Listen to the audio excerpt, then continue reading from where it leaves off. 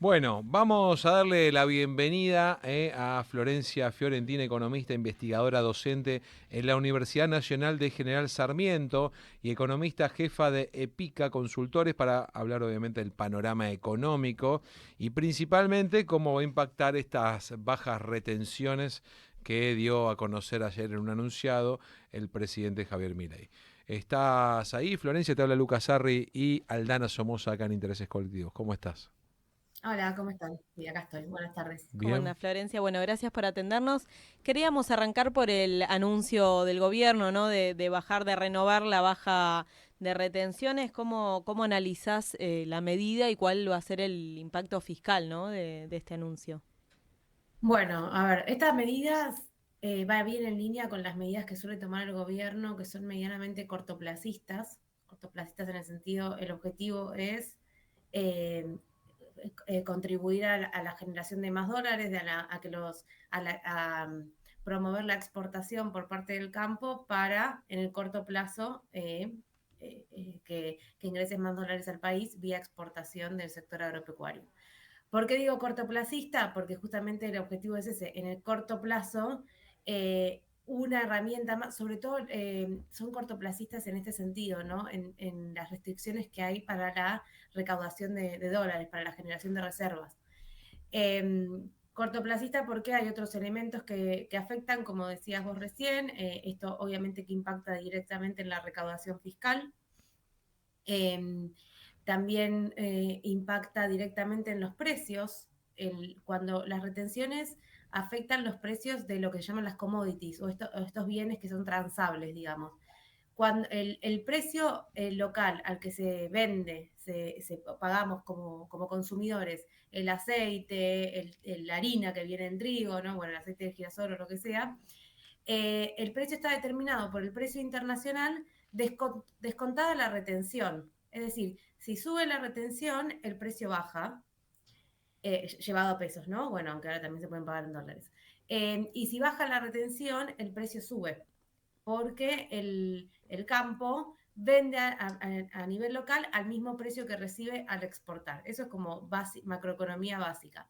Entonces es muy esperable que que la baja de las retenciones afecte directamente a los precios de los alimentos. Eh, y eso también puede generar un efecto adicional en la recaudación, porque si por aumento en el precio baja el consumo, ahí tenés también menos recaudación vía IVA, ¿no? Claro. Aunque bueno, esos productos también podrían ir a exportación. Pero sí, es una mirada cortoplacista bueno, para la generación de dólares que cada vez se vuelve más compleja. Ya sabemos que por vía turismo los dólares se están yendo, por turismo emisivo. Ya sabemos que por otros bienes y servicios también el balance comercial es negativo, se está incrementando el ingreso de productos importados y entre ellos de muchos bienes finales, ¿no? Muebles, por ejemplo, ropa, todo lo que es indumentaria, tecnología, autos. La importación de autos usados, el último dato era casi 90% lo que se incrementó en el último año. Perdón, la venta de autos, de autos importados. Entonces es como una manotazo de ahogado para evitar que haya otra vía que desincentive el ingreso de dólares.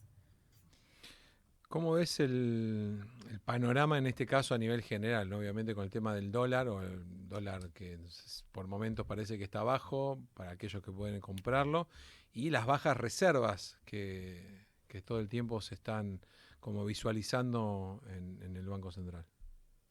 A ver, el dólar está bajo. O sea, yo sé que decirlo a veces es como, yo no puedo comprar ni un dólar y no sé qué, pero uno, no en relación con la capacidad de compra individual de las personas que estamos hablando acá y escuchamos, pero sí en relación con el precio que ha tenido históricamente en Argentina, en comparación con el precio del dólar en otros países y la evolución de los precios, el dólar está bajo. ¿Eso qué quiere decir? Que Argentina está recontra cara por eso esto del turismo emisivo.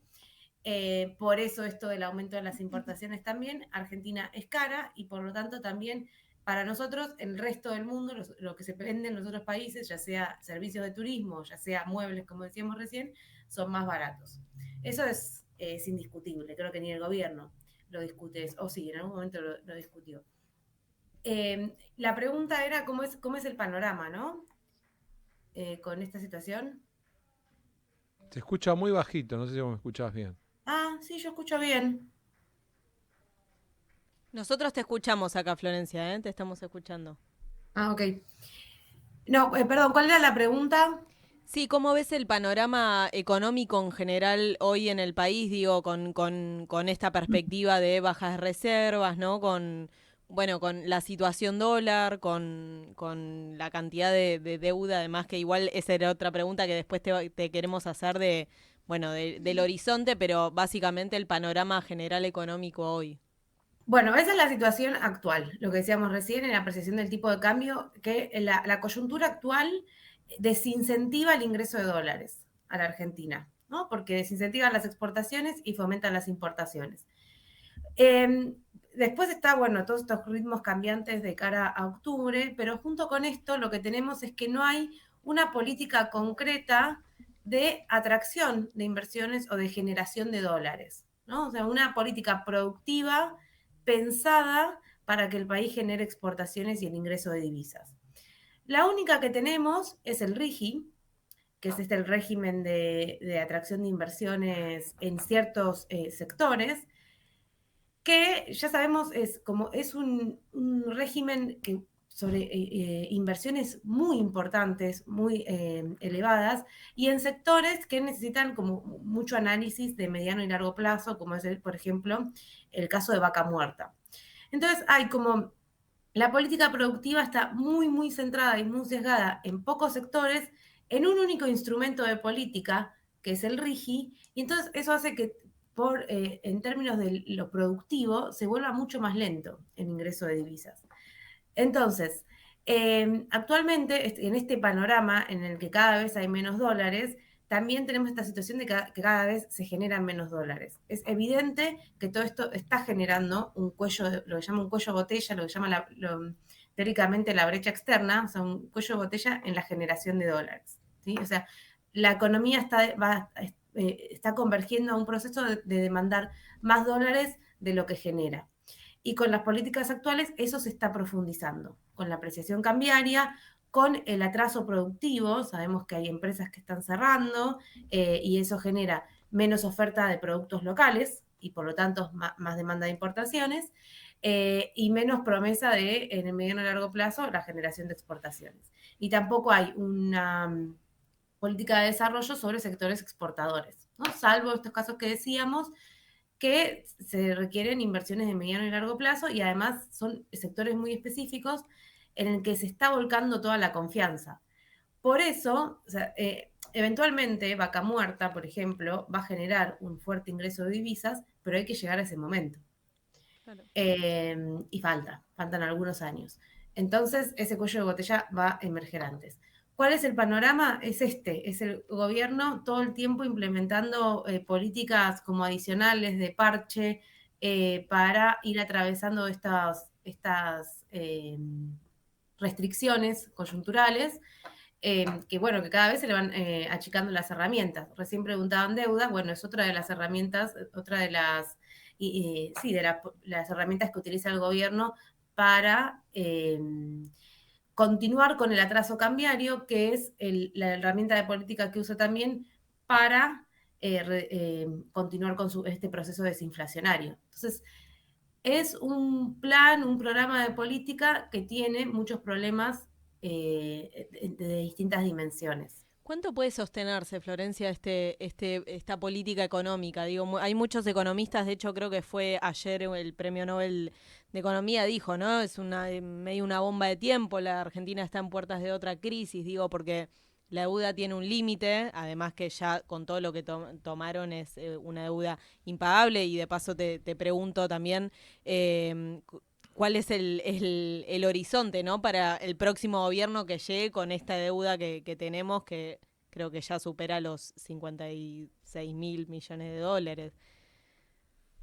A ver, se puede sostener mucho tiempo. O sea, el tiempo que ya lo vimos, lo hemos visto con otros programas que no funcionaban y se sostuvieron muchos, muchos años. Ahí depende de cuándo el gobierno decida, este gobierno o el que siga, decida que hay ciertos problemas estructurales que se están profundizando con el modelo o que se podrían mejorar algunas cosas modificando el modelo.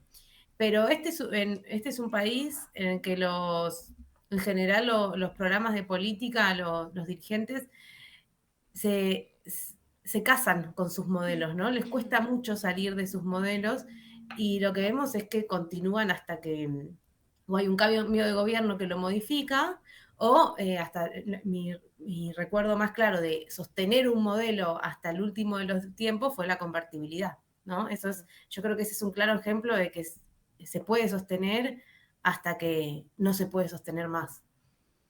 Es cuando se cortaron, bueno, los créditos externos, cuando la conflictividad social era gigante, cuando las tasas de desempleo estaban en niveles altos históricos e insostenibles. Bueno, se puede llegar.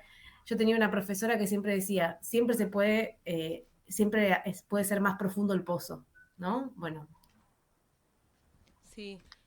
Florencia, te queríamos preguntar también por cómo estás viendo el mundo del trabajo, ¿no? La situación de los trabajadores y trabajadoras con salarios de pobreza, con empresas que van cerrando. Digo, también cuando pensamos en esto de qué tan sostenible es este plan económico, pensando también en las consecuencias y en lo que se va llevando puesto en términos de, bueno, de las condiciones de vida, ¿no? De cómo se van transformando las condiciones de vida.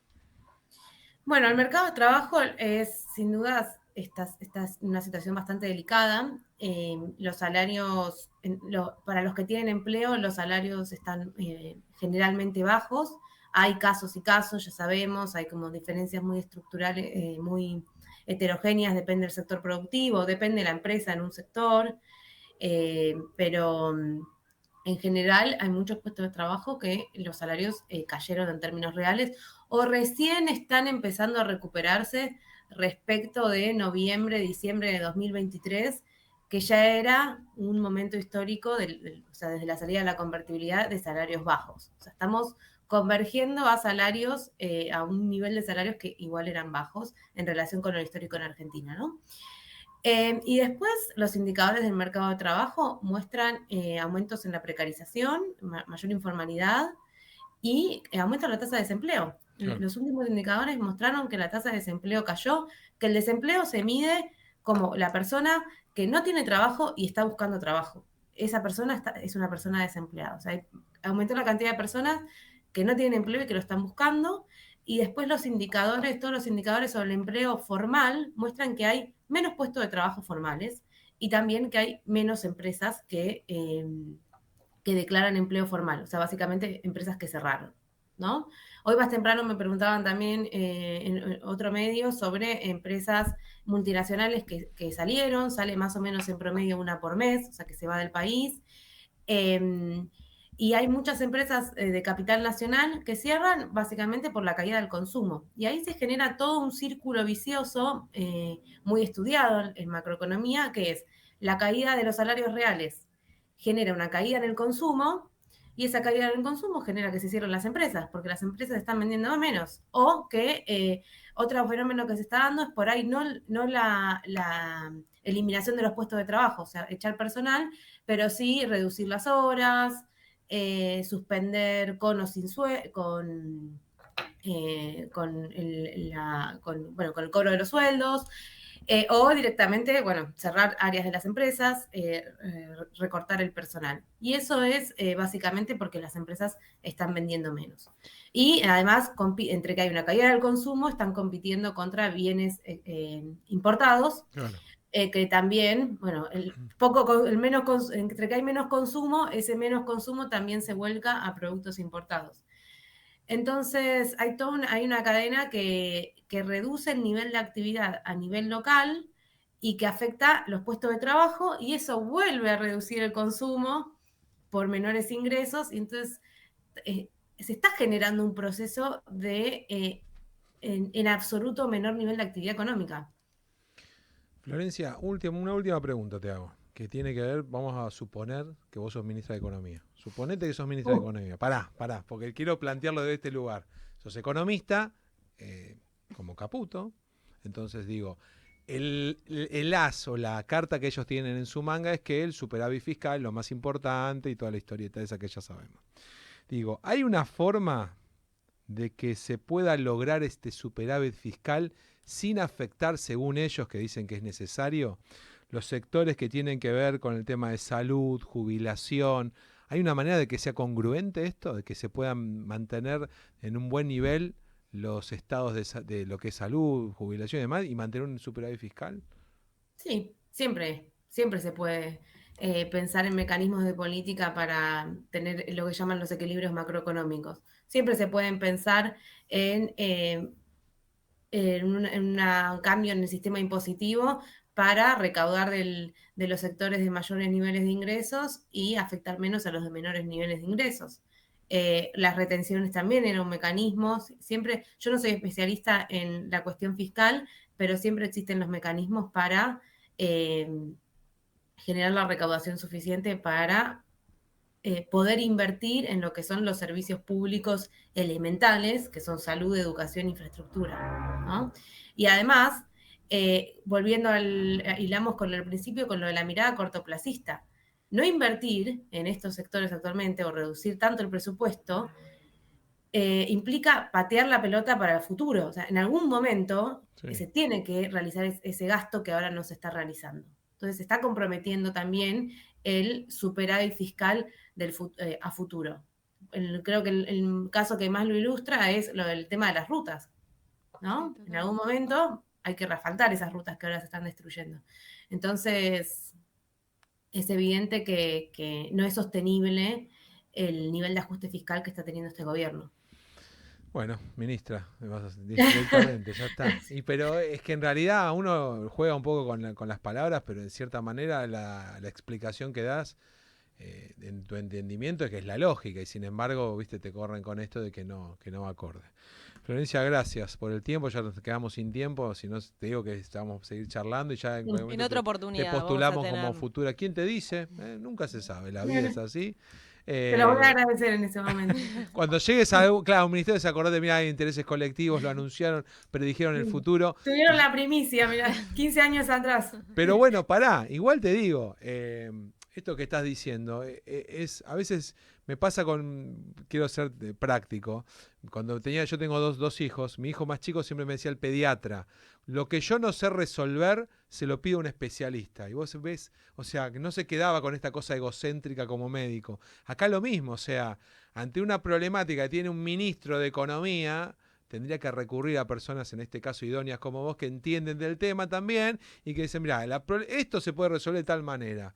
Y ahí te das cuenta, por lo menos dejan en evidencia, que en realidad no hay una problemática, sino que quieren beneficiar a algunos sectores. Esto es así. Florencia, gracias por el tiempo y gracias por todo. Siempre hay que tener cuidado con los discursos. Tal cual, totalmente. Tal cual. Un Gracias, beso grande. Florencia.